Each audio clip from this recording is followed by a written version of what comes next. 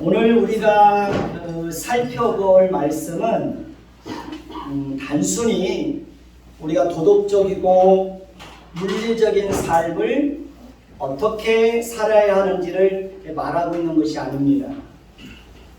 오늘 말씀은 왜 우리가 하나님을 모르는 사람들과는 전혀 다른 삶의 특징을 가지고 살아야 하는지를 설명해 주고 있습니다.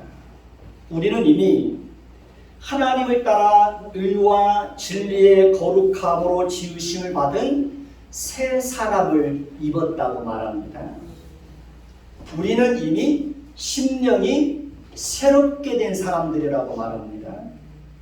그렇기 때문에 우리는 이제 어떤 삶을 살아야 됩니까? 새로운 삶을 살아야 한다는 것입니다. 만약에 어떤 사람이 새로운 양복을 입고 술에 취해서 토하고 그 토하는 곳에 누워서 술주정을 하고 있다고 생각해 보십시오. 그러면 그 모습을 지켜보던 사람들이 어떤 반응을 보이겠습니까? 지나가는 사람들이 그 사람들을 보고 어떻게 말할까요? 어떻게 할까요? 비웃고 조롱하고 혀를 찰 것입니다.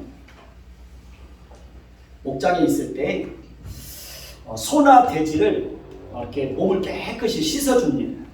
그러면 얼마 지나지 않아서 자기가 똥 싼 자리에 또 가서 누웁니다. 그러면 금방 더러워집니다. 몸에 똥이 덕지덕지 붙게 됩니다. 그런데 짐승이기 때문에 아무런 감각이 없는 것입니다. 만약에 우리의 심령이 새롭게 되어 하나님을 따라 의와 진리의 거룩함으로 지으심을 받은 새 사람을 입고 난 이후에도 새 사람에 걸맞는 삶을 살지 못한다면 어떻게 될까요? 이런 표현을 쓰면 죄송하지만 소하고 돼지하고 다를 게 뭐가 있을까요? 우리는 그리스도의 은혜로 잃어버렸던 하나님의 형상을 회복한 사람들입니다. 그래서 우리는 하나님이 어떤 분인지를 아는 자들이 되었습니다. 우리는 우리 자신을 구별해서 하나님께 드릴 수 있게 되었습니다. 우리는 우리의 의지를 가지고 하나님의 말씀에 순종할 수 있는 사람들이 되었습니다. 그렇다면 우리는 이제 그 하나님의 잃어버렸던 하나님의 형상을 회복한 자들답게 우리의 삶 속에서 하나님의 형상을 풍성하게 드러내면서 살아야 하는 것입니다. 그러니까 이전과는 분명히 다른 삶을 살아야 한다는 것이죠. 오늘 우리가 살펴볼 말씀에는 우리가 그런 의미에서 소극적이고 부정적으로 버려야 할 것과 적극적이고 긍정적으로 지켜야 할 것이 무엇인지를 구체적으로 말씀해 주고 있습니다. 첫째는 거짓을 버리라고 말합니다. 오늘 말씀 25절 한번 볼까요? 오늘 말씀 25절 같이 봅니다. 그런즉 거짓을 버리고 각각 그 이웃으로 더불어 참된 것을 말하라. 이는 우리가 서로 지체가 됨이라. 왜 우리가 거짓을 버리고 이웃으로 더불어 참된 것을 말해야 할까요? 그 이유는 거짓은 옛 사람의 모습일 뿐만 아니라 사탄의 속성이기 때문에 그렇습니다. 사탄은 거짓의 아버지라고 그랬습니다. 그러니까 사탄의 속성은 사탄의 성품은 속이는 겁니다. 그렇기 때문에 사탄의 속성을 가진 사람은 거짓말을 밥 먹듯이 합니다. 그러니까 사탄의 속성을 가진 자는 끊임없이 말로 사람을 속입니다. 정치인들 중에도 보면 사탄의 속성을 가진 사람들이 있습니다. 그러니까 사탄의 속성을 가진 사람들은 진실이라는 것을 찾아볼 수가 없습니다. 그러니까 말과 행동이 전혀 다릅니다. 앞에서 말하는 것과 행동하는 것이 완전히 다릅니다. 왜냐하면 사탄의 속성을 가지고 있기 때문에 그렇습니다. 그러니까 그런 사람이 나라의 지도자가 되면 큰일 나는 거죠. 그러니까 우리는 반드시 기억해야 됩니다. 하나님은 거짓말하는 자를 싫어합니다. 하나님은 거짓말하는 자를 미워합니다. 왜냐하면 하나님은 거룩한 성품을 가지고 계신 분이기 때문에 거짓말하는 것을 용납할 수가 없는 겁니다. 우리 안에 하나님의 거룩한 성품이 있다면 우리는 자연스럽게 그 거룩한 성품을 따라서 죄를 미워하고 죄를 싫어하고 죄를 멀리하게 되는 겁니다. 그건 자연스러운 겁니다. 내 안에 거룩한 성품이 있기 때문에 죄를 용납하지 못하는 겁니다. 특히 거짓을 싫어하게 됩니다. 저도 거짓말하는 것을 정말 싫어합니다. 그러니까 거짓말하는 건 죽기보다도 싫습니다. 왜냐하면 내 안에 있는 거룩한 성품이 그 거짓말하는 것을 용납하지 않는 겁니다. 그러니까 하나님의 거룩한 성품을 가지고 있는 사람은 진실하게 말하고 진실하게 행동하는 것을 생명처럼 그렇게 가치 있게 여기고 살아갑니다. 우리가 다른 사람을 얼마든지 속일 수 있습니다. 남편도 속이고 아내도 속이고 자식도 속일 수 있습니다. 또 자신의 양심까지도 속일 수 있습니다. 그러나 우리는 절대로 하나님은 속일 수 없습니다. 저는 그 사실이 항상 두려운 겁니다. 다른 건 다 속일 수 있어요. 제 아내도 속일 수 있고 제 양심도 속일 수 있어요. 근데 하나님은 속일 수 없다는 겁니다. 그렇기 때문에 그 하나님 앞에서 정직하게 살고 진실하게 살려고 애쓰는 겁니다. 하나님은 우리의 앉고 일어섬을 아신다고 그랬습니다. 하나님은 우리가 우리의 길과 눕는 것을 감찰하신다고 했습니다. 하나님은 우리의 모든 행위를 다 아신다고 그랬습니다. 하나님은 우리 마음의 생각까지도 다 아십니다. 하나님은 우리의 혀의 말도 다 아십니다. 특별히 하나님은 우리 마음속에 숨어있는 우리 내면 속에 감추어져 있는 선하고 악한 동기까지도 다 꿰뚫어서 아십니다. 그러니 우리가 하나님을 속일 수 있을까요? 없을까요? 하나님을 속일 수가 없는 겁니다. 대부분의 사람들은 보면 마음의 숨은 동기를 살피지를 않습니다. 그러나 하나님은 우리가 무슨 일을 하든지 우리 내면 속에 감추어져 있는 그 마음의 동기도 다 살피는 겁니다. 그렇기 때문에 우리는 우리 마음 속에 감추어져 있는 내면의 동기까지도 거짓과 속이는 것이 없이 마음의 동기도 순하고 정직하고 바르고 진실해야 되는 겁니다. 마음의 동기가 다 바르지 않으면 아무리 선한 일을 해도 아무리 착한 일을 해도 하나님 앞에 인정받을 수 없습니다. 그래서 우리는 마음에 숨어있는 그 내면의 동기까지도 하나님 앞에서 바르고 정직한지 그것을 늘 살필 줄 알아야 됩니다. 그러니까 내면의 동기를 꿰뚫어 볼 수 있는 통찰력, 그것은 하나님이 주시는 지혜입니다. 그래서 그 사람이 무슨 말할 때 몇 마디 하면 그 사람의 내면에 감추어져 있는 동기도 드러나는 겁니다. 그 내면에 감추어져 있는 동기를 꿰뚫어 볼 수 있는 그 통찰력을 가지고 있는 사람을 그 사람의 말과 행동을 보면 그 사람의 숨은 동기도 알아볼 수 있습니다. 그러면 속지 않는 겁니다. 왜 그렇게 사람들이 속는 겁니까? 그 사람이 내면 속에 감추어져 있는 동기를 꿰뚫어 볼 수 있는 통찰력이 없기 때문에 속는 겁니다. 특히 우리는 교회 안에 있는 지체들에게 거짓을 말하면 안 됩니다. 거짓으로 지체를 속이는 일을 하면 안 됩니다. 거짓으로 함께 교회를 이루는 지체들을 속이는 것은 공동체를 무너뜨리는 무서운 죄가 되는 것입니다. 그렇기 때문에 우리는 교회 안에서 서로에게 항상 진실을 말할 수 있어야 되는 겁니다. 교회 밖에서 누구를 만나든지 항상 진실하고 정직하게 참된 것을 말할 수 있어야 되는 겁니다.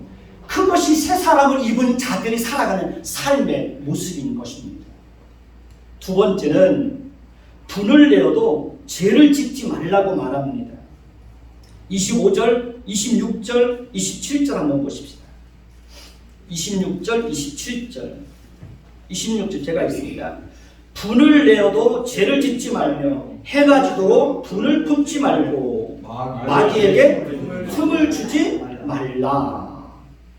자, 우리가 살다 보면 화를 낼 일들이 있어요, 없어요? 화를 낼 일들이 많습니다. 가정 안에서도 얼마든지 화를 낼 수 있는 일들이 있습니다. 얼마든지 부부가 서로 다투고 싸울 수 있습니다. 자녀들을 키우다 보면 화낼 일들이 얼마나 많습니까? 그러나 우리가 반드시 기억해야 될 중요한 사실이 있습니다. 그것은 분을 내어도 죄를 짓지 말며 해가 지도록 분을 품지 말라는 것입니다. 다시 말하면 화를 낼 수 있다는 거예요. 분을 낼 수 있다는 겁니다. 그러나 하루에는 넘기지 말라는 것입니다. 간혹 보면 부부싸움을 하고 난 이후에 일주일, 보름, 한 달 동안 서로 말을 하지 않고 지내는 부부들이 있습니다. 제가 아는 사람도 부부싸움을 하면 남편이 보름이고 한 달이고 말을 하지 않는다는 거예요. 결국은 이혼하고 바람피고 그러다 암에 걸려서 죽고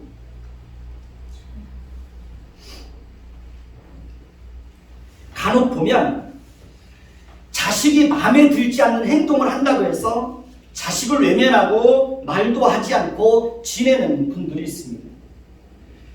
형제간에도 보면 서로 싸우고 말하지 않고 왕래하지 않고 지내는 경우도 있습니다. 성도들끼리도 서로 싸우고 교회를 떠나는 사람들이 있습니다. 그러나 성경은 화를 내는 것에도 분명히 한계가 있어야 된다는 겁니다. 아무리 화가 나도 하루 해가 지나기 전에는 분노의 감정을 어떻게 하라는 거예요? 내려놓으라는 겁니다. 그러니까 분노의 감정을 가지고 잠자리에 들지 말고 분노의 감정이 다음 날까지 이어지도록 하지 말라는 겁니다. 그러니까 분노의 감정을 풀지 않고 계속해서 분노의 감정을 가지고 남편과 아내를 대하고 형제와 서로를 대하게 되면 어떻게 될까요? 그러면 마귀가 틈탄다는 겁니다. 마귀가 틈타게 되면 어떤 일들이 일어나게 될까요? 분노의 감정을 품지 않고 있으면 마음속에서 어떻게 될까요? 분노의 감정이 점점 더 커지게 됩니다. 자식이 잘못했어요? 부모가 화가 났어요. 그러면 시간이 지나면 풀어줘야 되잖아요. 그걸 풀지 않고 있으면 자식이 잘못해서 부모가 화가 났는데도 그것을 풀지 않고 있으면 자식의 마음속에도 분노가 일어난다는 거예요.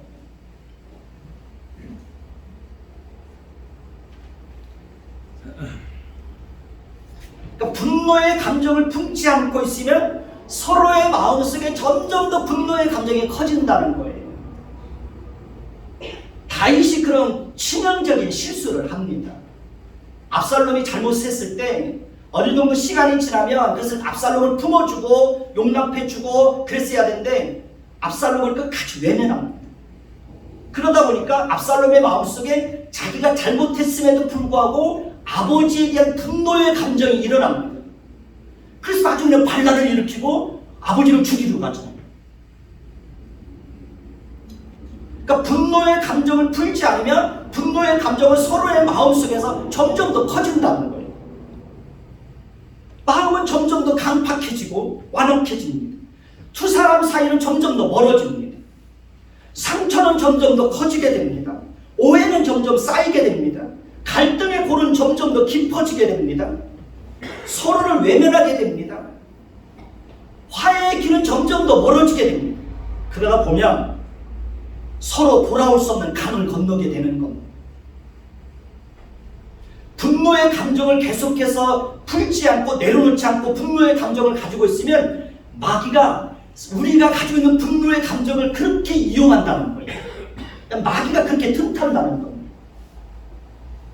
그렇기 때문에 분을 내어도 죄를 짓지 말며 해가 지도록 분을 품지 말라는 겁니다. 그러면 마음에서 분노가 일어날 때 어떻게 해야 될까요? 첫째는 과격하고 폭력적이고 물리적인 방법으로 분노를 표출하면 될까요? 안 될까요? 그러면 안 됩니다.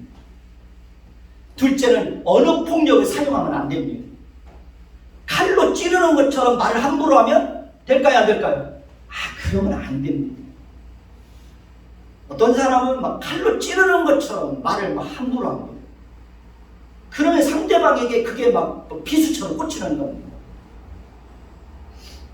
세 번째는 감정이나 자존심을 상하게 하면 안 됩니다. 넷째는 성내기를 더디게 해야 됩니다. 듣기는 속히 하고 말하기는 더디하며 성내기는 더디하라. 오래 참으라는 겁니다. 다섯째는 비난하거나 비교하거나 조롱의 말을 하지 말라는 겁니다. 그 다음에 여섯 번째는 분노가 치밀어올 때 대화를 하라는 겁니다. 제가 평생 마음에 담아놓고 있는 말씀이 있는데요. 그 말씀이 무슨 말씀이냐면 한번 따라해서 보시죠. 부드러운 혀는 뼈를 꺾나니. 거친 말이 뼈를 꺾는 게 아니라 부드러운 혀가 뼈를 꺾는다는 거예요. 그러니까 거치고 과격하고 폭력적인 말에 힘이 있는 것이 아니라 부드러운 말에 힘이 있다는 거예요. 역설적이죠.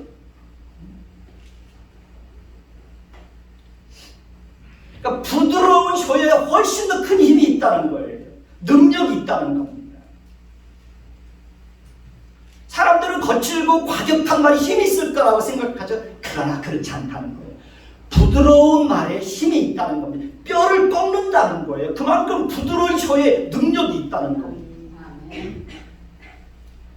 그러니까 상대방을 공격하고 거칠게 비난하고 잘못을 책망하고 지적하기보다는 부드러운 말로 상대방이 무엇을 잘못했는지 지적해주고 그 잘못을 고칠 수 있도록 명령이 아니라 부탁을 해야 된다는 겁니다. 여러분, 저도 그렇지만요. 사람은 누구나 할 것 없이 지적당하는 거 싫어합니다. 오죽하면 지적질하지 말라고 그러잖아요.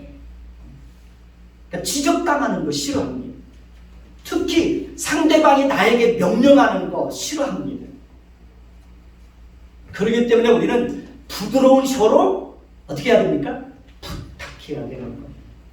특히 아내들이 조심해야 할 것은 아내들이 조심해야 될 것 꼭 명심하십시오. 아내들이 남편에게 조심해야 될 것이 뭐냐면 남편을 훈계하고 지적하고 가르치려고 하면 안 됩니다.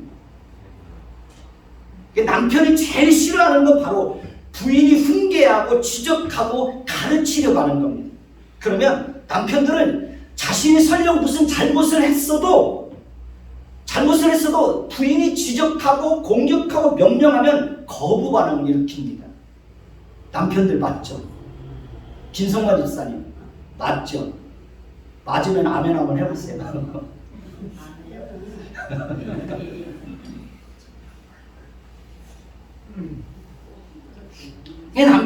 남편은 본능적으로 그런 걸 싫어해요. 본능적으로 지적하고 공격하고 명령하고. 그런데 아내들이 남편에게 여보 당신이 이것 좀 도와줬으면 좋겠어요. 여보 당신의 이런 점을 좀 고쳐줬으면 좋겠어요. 얼마나 이뻐요. 그죠? 이렇게 말하면 남편들은 금방 마음이 부드러워지고 순한 양처럼 변합니다. 그것이 바로 지혜입니다. 지혜. 그러니까 화를 내지 않고는 살 수 없습니다. 그러나 이제 우리는 새 사람을 입은 자들답게 화를 내는 데에도 지혜가 필요하다는 겁니다. 저는 우리 아이들을 키울 때도 우리 아이들이 무엇을 잘못했으면 무엇이 잘못됐는지를 정확하게 지적을 해주고 스스로 몇 대 맞을 것인지를 스스로 정하게 합니다. 그러면 꼭 한 대 맞는다고 그럽니다. 한 대 맞는다고. 그러면 잘못의 경중을 따져서 한 대는 좀 적은 것 같아. 한 대만 더 맞자. 그리고 정말 화가 날 때는 곧바로 잘못을 지적하고 책망하기보다는 마음의 분노가 가라앉을 때까지, 마음이 평안하고 차분해질 때까지 한 일주일 정도 기다립니다. 그리고 시간이 지나고 난 이후에 조용히 부릅니다. 그리고 왜 그렇게 살면 안 되는지, 왜 그렇게 행동하면 안 되는지, 왜 술 먹으면 안 되는지, 왜 술 취하면 안 되는지, 아버지가 왜 술을 싫어하는지 충분히 설명해 줍니다. 그러면 잘 받아들입니다. 그런데 행동이 마음에 들지 않는다고 해서 곧바로 분노를 나타내고 거친 말을 쏟아내고 폭력적인 방법을 동원하게 되면 그 다음부터는 아무리 부모와 자식 사이에도 관계가 어떻게 될까요? 관계가 무너집니다. 그렇기 때문에 우리는 마음의 분노가 일어날 때에도 마음속에서 일어나는 분노의 감정을 가지고 남편과 아내와 형제와 함께된 지체된 사람들을 거칠게 대할 것이 아니라 하나님의 성품으로 오래 참고 기다리고 따뜻하고 친절하게 대해야 하는 것입니다. 마귀는 어떻게 해서든지 둘 사이를 갈라놓으려고 합니다. 마귀는요, 부모 자식 간에 친하게 지내는 걸 기뻐하지 않습니다. 마귀는 부부가 친밀하게 지내는 걸 기뻐하지 않습니다. 그래서 마귀는 어떻게 해서든지 기회를 엿보아가지고 부부 사이를 갈라놓고 형제 사이를 갈라놓고 부모와 자식 사이를 갈라놓고 등지게 하고 성도들 사이를 갈라놓고 그 사이에 이간질하고 둘이서 불편하게 지내게 하고 갈등하게 하고 싸우게 하고 마귀가 하는 일이 그런 짓입니다. 마귀에게 속으면 안 되는 겁니다. 마귀에게 그런 틈을 탈 수 있는 기회를 주면 안 된다는 거예요. 그래서 우리는 분노가 일어날 때도 그 분노의 감정을 풀어가는 지혜가 있어야 되는 겁니다. 세 번째는 도둑질하지 말라고 그럽니다. 28절 보실까요? 28절 같이 봅니다. 시작. 도둑질하는 자는 다시 도둑질하지 말고 돌이켜 가난한 자에게 구제할 수 있도록 자기 손으로 수고하여 선한 일을 하라. 도둑질하는 것은 다른 사람을 속여서 자신의 이익을 챙기는 거죠. 그러나 이제는 새 사람을 입은 자들답게 그렇게 하지 말라는 겁니다. 그렇게 살지 말라는 거죠. 그리고 돌이켜서 가난한 자에게 구제할 수 있도록 자기 손으로 수고해서 선한 일을 하라는 겁니다. 우리 열심히 살아야 됩니다. 하루하루 성실하게 살아야 됩니다. 정직하게 살아야 됩니다. 저축도 잘해야 됩니다. 낭비하면 안 됩니다. 그러나 우리는 그렇게 사는 것으로만 만족하면 될까요? 안 될까요? 그러면 안 되는 겁니다. 그것이 최선이라고만 생각하면 안 됩니다. 우리는 한 걸음 더 나아가서 구제하는 일에도 힘써야 된다는 겁니다. 가난한 자에게 구제하기 위해서라도 더 열심히 살고 아끼면서 살아야 된다는 겁니다. 여러분, 다음 주는 부활주일입니다. 부활주일 헌금은 목회자 가정의 자녀를 위해서 장학금으로 사용될 것입니다. 저도 아이들 넷을 키우면서 얼마나 힘들었는지 모릅니다. 그럼에도 불구하고 내 자녀를 키울 수 있었던 것은 많은 사람들의 도움이 있었기 때문에 그렇습니다. 우리 아이들 초등학교 다닐 때 태권도 학원, 피아노 학원, 보습 학원, 주산 학원 다 그냥 다녔습니다. 학원 원장님들이 목회자 가정의 자녀라고 그래서 그렇게 배려해 준 겁니다. 어느 날은 주산학원 원장님이 저희 교회를 찾아오셨어요. 목사님, 제가 주산학원을 차기로 했는데 아이를 보내주세요. 그냥 가르쳐 드리겠습니다.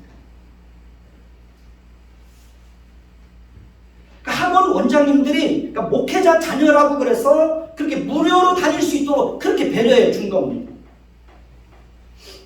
우리 막내 아들이 러시아에 가 있을 때도 많은 분들이 도와줬습니다. 한 번은 등록금이 없어서 그동안 그 알고 지냈던 사람들, 교회 안에서 만났던 사람들에게 기도 편지를 보냈습니다. 기도 문자를 보냈습니다. 그러니까 등록금이 없어가지고 등록을 해야 되는데 등록금이 없는 거예요. 그래서 문자를 보냈습니다. 기도 부탁을 했습니다. 그런데 정말 놀라운 일이 벌어졌습니다. 매일같이 사람들이 돈을 보내주는 거예요. 매일 통장에 돈이 찍혔어요. 매일. 그리고 보름 만에 얼마가 들어온지 아십니까? 보름 만에 1,500만 원의 후원금이 들어왔습니다. 놀랍죠? 그러니까 하나님이 그런 은혜를 준 거예요. 그래서 아이들을 키울 수 있었던 거예요. 그러니까 우리가 무슨 힘으로 아이들을 키우겠습니까? 특히 운동선수를 둘이나 키웠는데 무슨 힘으로 키웠겠습니까? 하나님의 은혜가 아니면 키울 수가 없었습니다. 많은 사람들이 도와준 거예요. 그래서 그런 것을 생각하면서 이번 부활주일 헌금은 목회자 가정의 장학금으로 써야 되겠다. 그런 생각이 드는 거예요. 우리 조양수 목사님 둘째 아들은 지금 진도에서 목회를 하고 있습니다. 아들이 셋인데 셋 다 대학생입니다. 이번에 막내 아들 진솔이도 여러분도 알죠? 진솔이도 이번에 대학교 들어가서 기숙사에서 생활하고 있습니다. 진솔이는 할머니 댁에 올 때마다 항상 저희 교회에 와서 예배를 드렸습니다. 금요일 날에도 오면 꼭 할머니 손잡고 와서 금요 기도회를 드리고 수요일 날에도 오면 꼭 할머니 손잡고 수요일 날 와서 예배를 드렸습니다. 어느 날에는 할머니하고 함께 교회 와서 같이 그 예배당 청소를 하고 그랬습니다. 지난번에 우리 조영수 선생님 남편 되신 분 돌아가셨을 때 그 눈도 많이 오고 비도 많이 오고 길도 미끄럽고 그러니까 할머니가 올 수 없으니까 이 진솔이가 마음이 얼마나 착하고 따뜻한지 할머니 내가 가서 예배당 청소하고 올게. 할머니는 집에 계세요. 그리고 진솔이가 혼자 와서 예배당 청소를 하고 간 거예요. 마음이 얼마나 예뻐요. 공짜는 없다. 그래서 이번 주일 부활주일 헌금은 진솔이에게 장학금을 보내줄 겁니다. 그러니 기왕이면 아주 풍성하게 드리십시오. 풍성하게. 우리는 나만 잘 먹고 잘 살면 된다는 생각으로 돈 벌면 안 됩니다.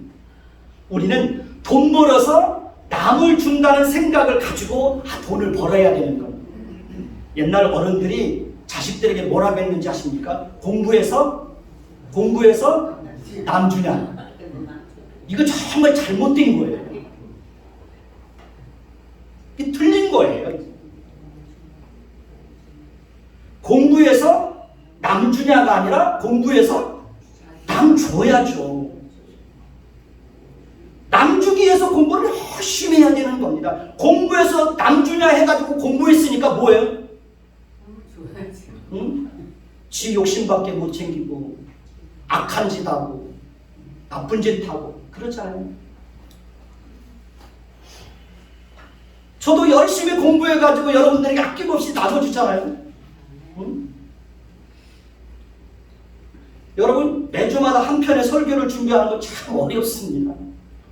열심히 공부해가지고 여러분들에게 제가 준비한 지식을 다 나눠주잖아요.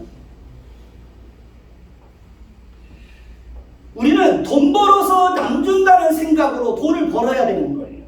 그리고 그런 생각을 가지고 사는 사람들은 절대로 남의 것 도둑질 안 해요. 남의 것을 강제로 뺏어서 자신의 욕심을 채우려고 하지 않아요. 이기적인 욕심을 가지고 살지 않아요. 돈 벌어서 남 준다는 생각을 가지는 사람은 절대로 인생을 함부로 살지 않아요. 낭비하지 않아요. 누가복음 6장 38절을 보면 주라 그리하면 너희에게 줄 것이니 곧 후이되어 누르고 흔들어 넘치도록 하여 너희에게 안겨주리라. 너희가 헤아리는 그 헤아림으로 너희도 헤아림을 도로 받을 것이다. 마태복음 6장 4절에 보면 내 구제함을 은밀하게 하라. 은밀하게 불의란 중에 보시는 너의 아버지께서 갚으시리라. 잠언 11장 24절에서 25절을 보면 흩어 구제하여도 더욱 부하게 되는 일이 있나니 과도에 아껴도 가난하게 될 뿐이라. 구제를 좋아하는 자는 풍족하여질 것이요 남을 윤택하게 하는 자는 자기도 윤택하여지리라. 이것이 하나님 나라의 경제 원리입니다. 우리가 꾸어주고 나누어주는 삶을 살면 하나님이 반드시 더 풍성하게 채워줍니다. 그리고 하나님께서 우리가 꾸어주고 나누어주는 삶을 살면 하나님이 우리 자녀들에게 복을 줍니다. 저는 구제하는 걸 참 좋아합니다. 나누고 베푸는 걸 참 좋아합니다. 저는 제 자신에 대해서는 굉장히 인색한 사람입니다. 그러나 남을 돕는 일에는 항상 풍족하게 살려고 늘 그렇게 생각하고 있습니다. 이런 말씀 드려서 죄송한데요. 저는 계절별로 양복이 한 벌밖에 없습니다. 구두도 한 켤레 가지고 지금 10년 넘게 밑창 갈아가면서 10년 동안 신고 있습니다. 솔직하게 말하면 돈이 없어서 못 사 입은 거 아닙니다. 기회만 있으면 더 어려운 사람들을 도와주려고 하다 보니 언제나 제 자신을 우선순위에서 밀려나는 겁니다.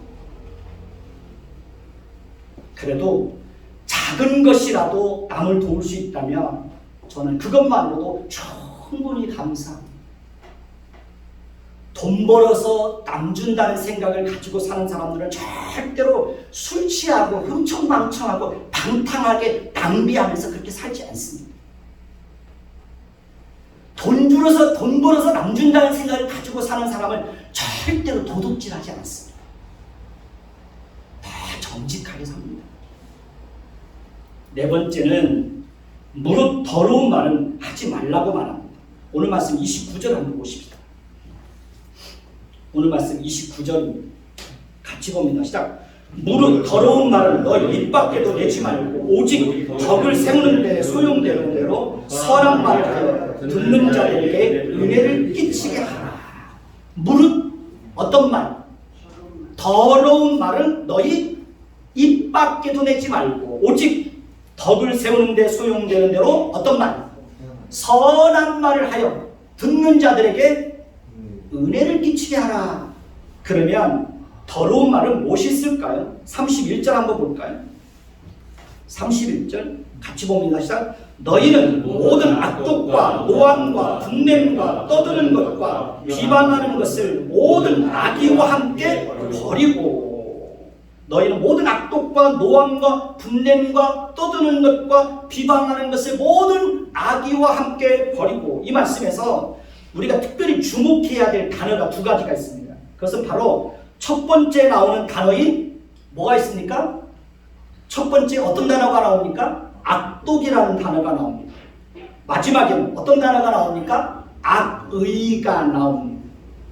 그러니까 악독과 악의 속에 뭐가 들어있습니까? 노함과 분냄과 떠드는 것과 비방하는 것이 포함되어 있습니다. 특별히 악독과 악의는 서로 긴밀하게 연결되어 있습니다. 그러니까 악의와 악독은 서로 분리될 수 없습니다. 악의가 뿌리라면 악독은 열매입니다. 악의는 마음에 깔려있는 악한 성품을 말합니다. 악독은 마음속 깊은 곳에 깔려있는 악한 성품에서 나오는 모든 악한 말과 악한 행동을 의미합니다. 그래서 악독의 열매는 악의의 그 뿌리에서 나오는 악독의 열매가 뭐냐면 노함과 분냄과 떠드는 것과 비방하는 것으로 나타나는 것입니다. 그러니까 다른 사람을 넘어뜨리고 곤경에 빠뜨리고 비방하게 한 악한 의도를 가지고 화를 내고 분내고 떠들고 비방하는 것, 이 모든 것이 바로 악독에서 나오는 열매인 것입니다. 그리고 이 모든 것 다 더러운 말이라는 겁니다. 근데 이제는 이런 더러운 말을 너 입 밖에도 내지 말라는 겁니다. 진영 논리에 빠진 유튜버들이 그런 온갖 악한 일들을 자행합니다. 후보자를 낙선시키기 위한 목적으로 서울시장 선거 때나 대통령 선거 때 가짜 뉴스들을 얼마나 많이 유포했습니까? 지금도 마찬가지. 더러운 말, 악한 말, 악의의 참말, 악독의 말, 이런 악한 말들, 이런 말들은 새 사람을 입은 우리에게는 어울리지 않는다는 겁니다. 그러니 그런 더러운 말들은 이제는 너 입 밖에도 내지 말라는 거예요. 이 더러운 말들을 하는 것은 사탄의 속성을 가진 사람들이 하는 악한 짓들인 거예요. 그런 악의에 차서 악의에서 나오는 그 악독한 말들에 왜 그렇게 많은 사람들이 속는 겁니까?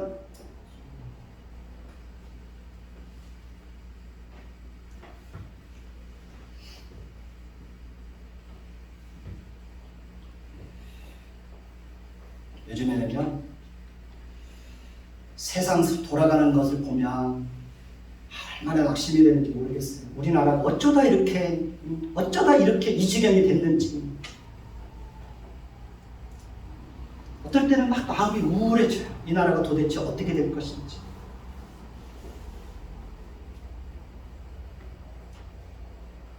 왜 그렇게 지도자라고 하는 사람들이 악한지, 더러운지, 부패한지, 왜 그렇게 국민들을 속이는지, 왜 그렇게 거짓말을 밥 먹듯이 하는지, 왜 그렇게 국민들은 그런 사람들에게 속는지, 이러다 나라가 어떻게 될지.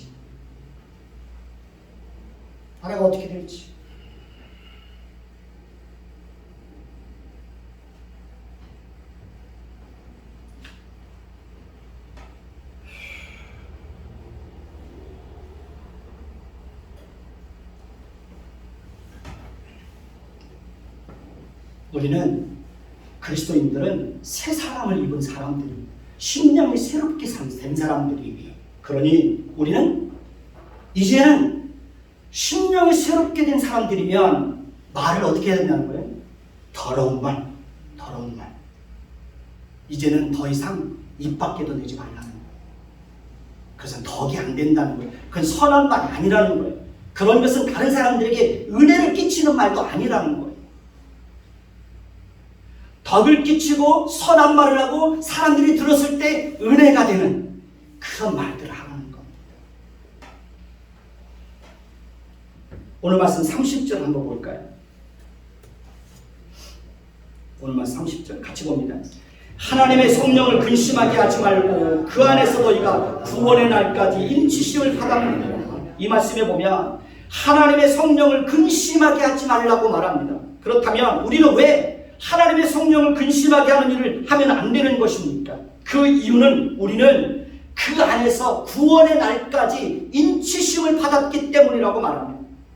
성령 하나님은 그리스도 안에서 우리를 하나님의 자녀로 인쳐주셨습니다. 너는 하나님의 자녀야 라고 도장을 꽝 찍어준 겁니다. 그렇기 때문에 그 사실은 우리가 이 땅을 떠나고 예수님이 이 땅에 재림하시는 그날까지 우리가 하나님의 자녀라는 사실은 영원히 변하지 않는 겁니다. 따라서 우리는 하나님의 자녀로서 그리스도 안에서 성령으로 말미암아 인치음을 받은 자들답게 거룩하게 살아야 된다는 겁니다. 하나님의 자녀답게 구별되게 살아야 된다는 겁니다. 그러나 우리가 하나님의 자녀답게 살지 못하고 거룩하게 살지 못하면 그것이 바로 하나님의 성령을 근심하게 하는 거라는 거예요. 거짓말하고 분을 내고 도둑질하고 더러운 말을 하면 그것이 바로 성령을 근심하게 하는 거라는 거예요.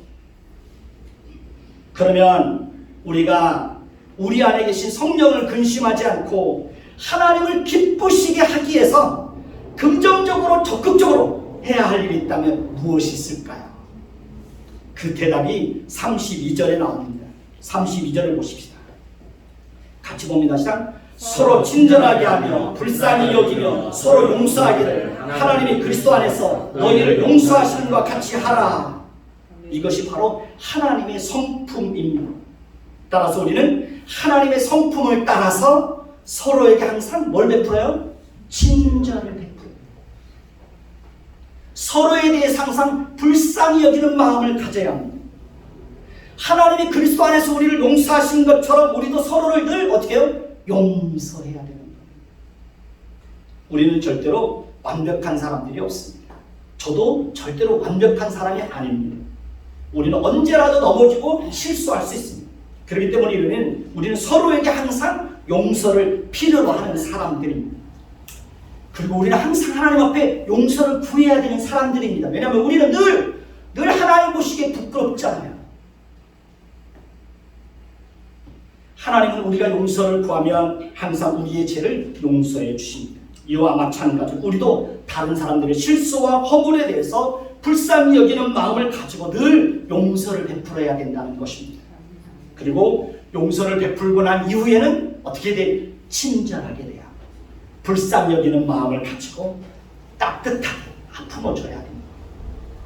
우리가 서로에게 항상 그렇게 할 수 있다면, 여러분 가정이 그렇게 할 수 있다면 여러분 가정은 정말 따뜻한 가정이 될 거예요. 우리 교회 안에서 서로 친절하게 하고 불쌍히 여기고 하나님께서 그리스도 안에서 우리를 용서하신 것처럼 그렇게 서로를 용서하는 그런 공동체를 이루어 간다면 우리 교회는 따뜻한 교회가 될 것입니다. 저와 여러분들이 그렇게 살면 여러분 주변이 따뜻해질 거예요. 저는 마음이 따뜻한 사람이 최고라고 생각해요. 그냥 마음이 따뜻한 사람을 만나면 그냥 마음이 저절로 따뜻해져요. 저도 마음이 따뜻한 사람이 되려고 다 노력합니다. 늘 따뜻하게 대하려고 합니다. 여러분 부모가 여러분들이 마음이 따뜻한 사람이 되면 여러분 가족들이 다 따뜻한 사람이 돼요. 마음이 따뜻한 게 최고예요. 저는 최고의 그리스도인은 마음이 따뜻한 사람이라고 생각해요. 아무리 잘나고 똑똑해도 마음이 따뜻하지 않으면 저는 꽝이라고 생각해요.